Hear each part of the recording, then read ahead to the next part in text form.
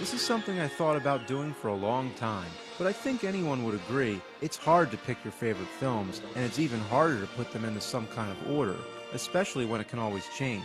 So consider this an incomplete list. I'm gonna give you, how about 30? That sounds good, right? This is a 3-part video. If you've seen a lot of my movie reviews, you might even be able to predict what some of my top choices are going to be, but now's the time to lay them all down. Of course, a lot of these films I've seen at a young age and have had a huge impact on me, but the ones I'm choosing are the ones that keep getting better with repeated viewings. These are the movies that mean the most to me, the movies that stood the test of time. I most humbly present to you my top 30 favorite films.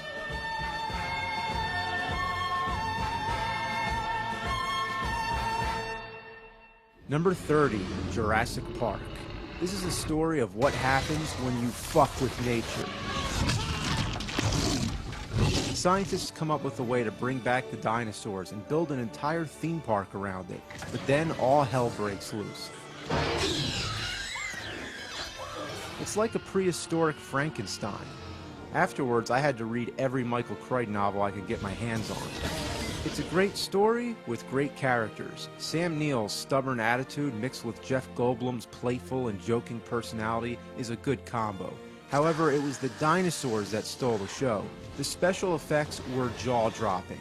These were dinosaurs like we've never seen before. They were quick, they were mean, and they ripped people apart. Parents brought their kids to see this and didn't even know what was coming. When I watch this movie today, it brings me back to my youth and reminds me of a time when dinosaurs were awesome.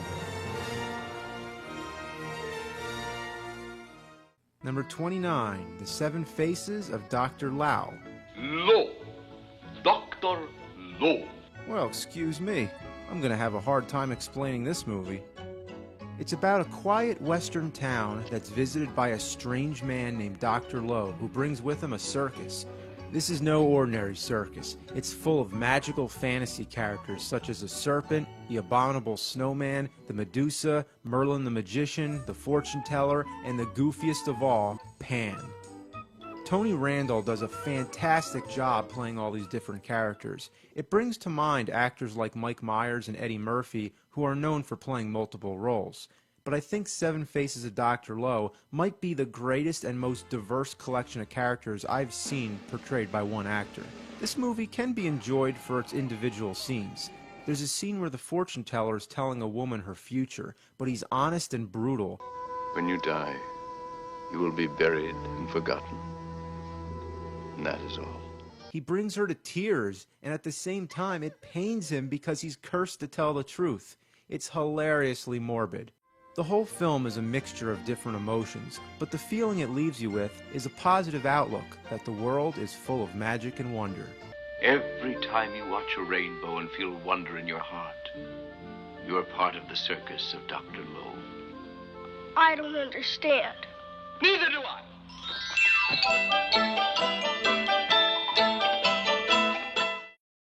Number 28, Scarface. Say hello to my little friend! This is one instance when I choose the remake over the classic 1932 version. To me, Al Pacino is Tony Montana. Nobody swears as good as him. You fucking motherfucker! This sounds like a great big pussy, just waiting to get fucked on. Under its facade of funny quotes and insane violence, it has a great story. Tony's an immigrant who tries to start a new life in America, but he turns to a life of crime. He climbs his way to the top of the gangster totem pole, and once he has the whole world in his hands, it all comes falling down on him. What's so great about it is how attached you become to this character. Even though he kills people and does bad things, he has his limits. There's a pivotal scene where he refuses to blow up a car because there's children inside. You think I killed 2 kids and a woman? Fuck that! I don't need that shit in my life. There's enough movies out there about the good guy. This is one for the bad guy. So say good night to the bad guy. Number 27, Night of the Living Dead. They're coming to get you, Barbara. I consider it to be the last of the classic black and white horror films. It was just a little independent film that went a long way and ushered in a whole genre of modern horror flicks. Every horror movie today owes something to it, especially the zombie genre. But its historical significance does not overshadow how suspenseful and exciting it is as a movie. Even though it's cheap looking and some of the acting is really bad, it has a haunting, nightmarish quality that just builds up until the climax. Right from the opening scene, the zombies attack. No explanation needed, it just happens. A bunch of strangers lock themselves up in a farmhouse while the dead try to break in. They treat it like a natural disaster with everybody fighting to stay alive. The only problem is that they can't learn to work together. I'd drag you out there and feed you those things! Number 26, Jason and the Argonauts. It's the classic adventure flick. It captures your imagination and puts you into a fantasy world where the gods and goddesses treat the mortals like pawns in a chess game. The real showstopper is the stop-motion animation by Ray Harryhausen. I had a hard time choosing between this, Clash of the Titans, and the Sinbad trilogy, but I think this is his best work. It's all about the man-on-monster death matches, like the battle with the Hydra. Look at all these heads he had to animate. Then of course there's Talos, the statue. When that thing starts moving, goddamn is it scary. And the best scene of all is the battle with the skeletons. It is so friggin' cool. I never get tired of watching this. Some people say Casablanca or Citizen Kane. I say Jason and the Argonauts is the greatest film ever made. Number 25, One Flew Over the Cuckoo's Nest. I haven't read the novel, not yet at least, but the film very much impressed me. Jack Nicholson plays a criminal who's serving a sentence in prison. He pretends to be mentally ill so that he can be transferred to the mental institution because he thinks that that would be better than prison. You know, what do you want me to do? You know what I mean? Is that it? Is that crazy enough for you? Want me to take a shit on the floor? That is until he finds out that he's going to be stuck there indefinitely. And then he wants out. He develops a friendship with the others and inspires a rebellion against the cold-hearted Nurse Ratched. I think this is Jack Nicholson's best role and one of the greatest screen performances of all time. Not just him, but the whole cast is excellent. I feel like I really sympathize with these people. A mandatory film? Check it out. How about it, you creep? Number 24, Indiana Jones and the Last Crusade. Junior? The real ingenuity of the Indiana Jones films is that they're all built around cliches of old adventure films, but they come off as being so fresh. It's definitely a toss-up between Raiders and Crusade, but my favorite's Crusade. The quest for the Holy Grail has been written about for ages, and it's probably been the most sought-after object in human history. There's something satisfying about seeing Indiana Jones find it, even though it is just a movie. What I like best is the father and son relationship. Dad! Oh, Dad! Oh, Dad! What? Sean Connery is great as Indy's dad, and it's so appropriate because James Bond was one of the main heroes that inspired Indiana Jones. John, I'm sorry. They got us. There's a perfect blend of humor and outstanding action scenes, one of the best of its kind.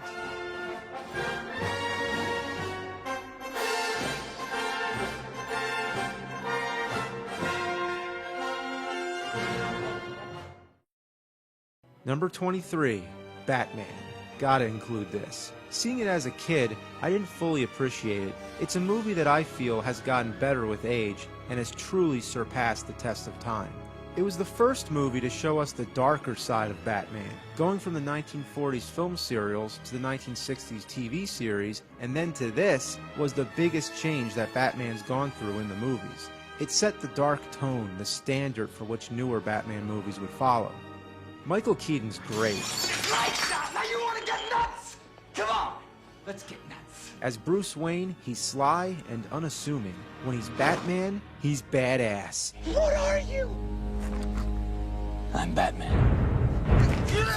Jack Nicholson as the Joker, one of the greatest screen villains. He's maniacal, funny, and totally unpredictable. It's definitely more heavy on atmosphere and visuals than on story, but that's Tim Burton for you. The music by Danny Elfman is what holds it all together. It sets the mood, the dark ass-kicking vibe, and gives me chills every time I hear it. Number 22, The Great Escape. Inspired by real-life events, it tells the story of prisoners in World War II trying to escape from a Nazi prison camp. Hold it!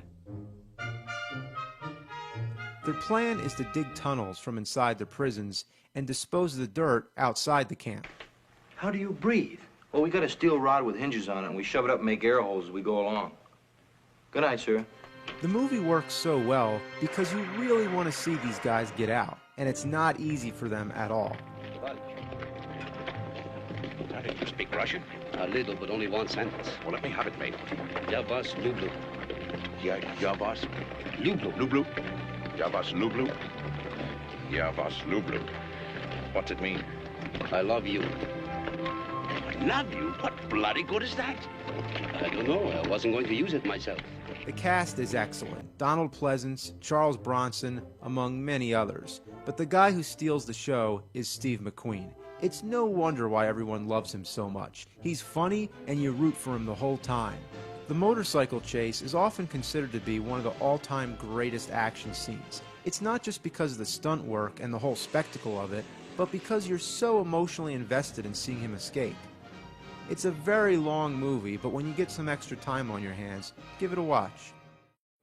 Number 21, North by Northwest. It's the ultimate reluctant hero story about an innocent man who's being chased all across the U.S. by both the police who think he's a terrorist and actual terrorists who think he's a government agent.